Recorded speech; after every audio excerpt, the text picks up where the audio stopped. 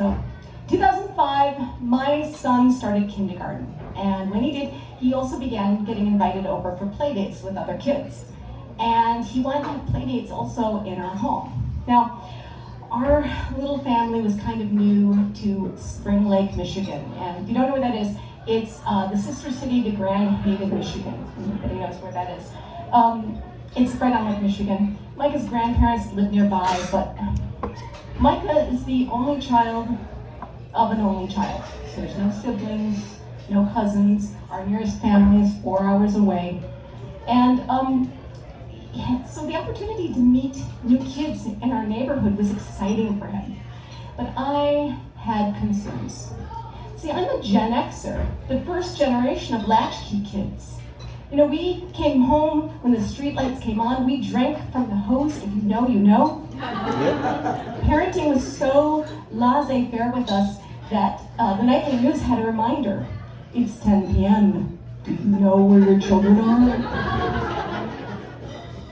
Now, this was fun when we were little kids, but it had a downside that produced kind of sad fruit as my son was entering kindergarten. See, there were a lot of reports in the news around that time of adults claiming that they had been abused by, as children for like some of these community institutions. And there's a CDC report where it reported that 16% of men had been abused or assaulted before they were 18 years old. And that was terrifying when you have a little boy. So I believe this is why my generation decided we want to be more engaged, we want to be more involved. But nobody's going to remind us at 10 p.m. where our kids are. So this is why I made a rule. Micah could go on a play date and he could host one as long as I met his new friend's caregiver on the first play date. Caregivers could be parents, grandparents, aunts, or uncles. Considering the time and the neighborhood that we lived in, I said, I need to meet a mama. And this actually worked out really well. First, Micah made friends in the neighborhood and he had a wonderful time. Now second, I could go into a neighbor's house and see that Micah was playing in a safe space, and I could show other parents that our home was also safe. Third, almost all of the parents agreed to my Meet a Mama rule. And I met some amazing, wonderful people. Even though our kids are grown now, I'm like happy to still call all of these parents my friends. Now fourth, the rule encouraged good behavior. Micah was never a kid to jump on furniture or play so wildly that he'd break things. But when he was visiting a neighbor's house, I was there on hand to make sure he said please and thank you. And I think a lot of the parents that were coming to our house did the same thing. Now my son is an adult now, and for the most part, I look back on this Meet a Mama rule and think, that was such a good decision, self-high fives. But, you know, with this rule, I was worried about how my kid behaved, or how the other parents' kids behaved, or how the other parents behaved. I never thought about how I behaved until one afternoon. So Micah was invited to play with a new neighbor named Scout. Scout? Did his parents name him after the main character in To Kill a Mockingbird? These parents sounded like cool parents. And when Scout's mother called, she introduced herself as Piper. I was like, cool mom name. Now, when I told her my rule, Piper was like, oh, of course, come on over. And so we went to their house. Scout and Micah went off to play. I walked into Piper's living room. She had full bookcases of books. She had art prints on the wall. She was playing Maria Callas on the stereo. Piper invited me into her kitchen, and she had just baked cookies, and they were cooling on a rack. She came in and she said, your timing is perfect. My tea shipment arrived today. Now she opened her pantry, and on the shelf were 18 silvery canisters of tea. In addition to books and art and music, Piper was a foodie. In particular, she was a tea enthusiast. The canisters of tea were specially ordered. She picked a tin from the shelf. She undid the lid. She inhaled. And then she held it up to me, and I looked in, and it looked like potpourri. It was like chunks of flowers and dried fruit, and I held it to my nose, and it smelled good. Now she told me, pick a tea flavor. I picked Berry Fields Forever. She set everything up. She had a bone china cup and saucer. She put a strainer down, tea, hot water, and when I sipped the tea, I could taste the sweetness of freshly picked strawberries on a summer day. It's delicious. This was no Lipton tea. This was serious. And we drank the tea and we had a pleasant conversation for about 45 minutes.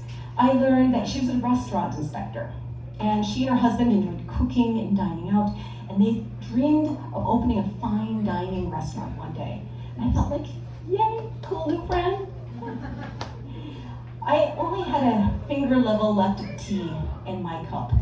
And Piper was like, I'm gonna take the cookies upstairs to the boys. Why don't you go in the pantry and pick out another tea? So she took the plate of cookies and she went upstairs. I opened the pantry doors and I found a peach and hibiscus tea. And I opened the canister to look in, but I didn't see tea. Around the top of the canister, there was like this gummy looking web. Right around the top of it, kind of like a yellowy web. In the middle was a white and yellow spider as big as a $50. And when it saw me, it like tensed and its pinchers went out.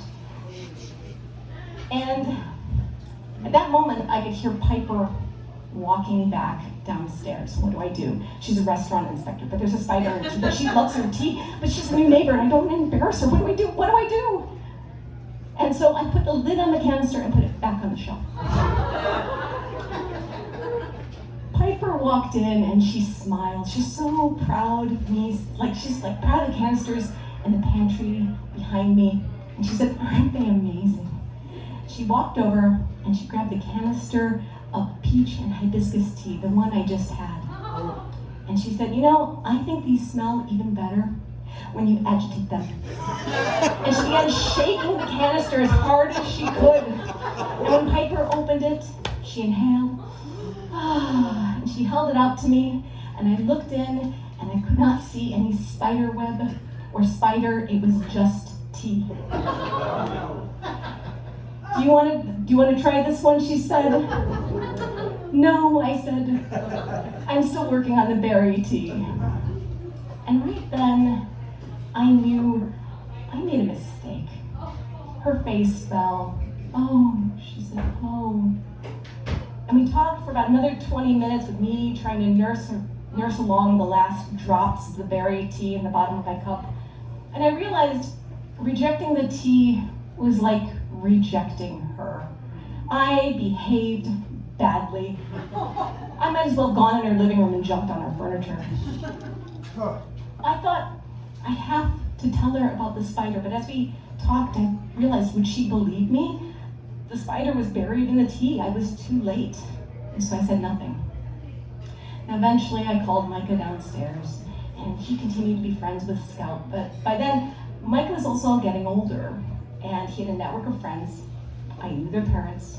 Playdates and Meet Your Mother weren't needed anymore. Now looking back, if I talked to then me, I would have told you that sometimes I made good decisions and sometimes I made really bad decisions. But in the case of Piper, I didn't know how I could have chosen differently and had a positive outcome. Now I'd also tell you now, I would tell you that for too long, I suffered from black and white thinking. Our parents' way of parenting was bad. Our way of parenting is good. But Gen X parents earned an unfavorable nickname, helicopter parents, because we hovered over our kids and swooped in at the slightest sign of trouble. It's great when you have real trouble. It's not so great when there's just garden variety problems for kids to solve. This is how they learn. My son and friends are now at the age where they're marrying and starting their own families. There's a little boy, he's a grown man now. I remember him as a little boy playing Hot Wheels with my son. This little boy's on Facebook. Oh, no, this grown man, sorry. This grown man is now on Facebook and he's holding the hand of his new wife and she's got a baby bump. And that makes me, I have a pang in my heart, because it makes me realize my generation of parenting was good, but they're going to figure out their own way. Hopefully they keep the good stuff, they reject the bad stuff, but even then, not all decisions are all good or all bad. It's always a balance. You gain something, you lose something, you lose something, you gain something. There's always going to be a spider in the tea. But ultimately, that's why it tastes better. Thank you.